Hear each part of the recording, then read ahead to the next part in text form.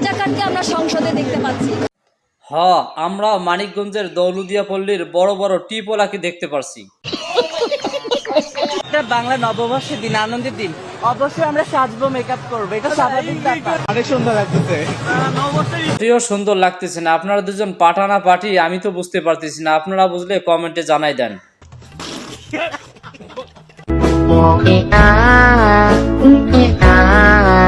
আর এক পাগলের রাস্তার মধ্যে কর্মকাণ্ড দেখেন, এটারে আসলেই কি মির্গি ব্যারাম হয়েছে নাকি আমি তো বুঝতেছি না। পয়লা বৈশাখ মানে আমার কাছে শেখ মুজিবুর রহমান। একজন বলতেছেন হযরত তারেক রহমান, আর একজন বলতেছেন পহেলা বৈশাখ মানেই শেখ মুজিবুর রহমান। দুইজনের কাটটা ঠিক, আমি মনে করি দুইজনে থার্ড জেন্ডার।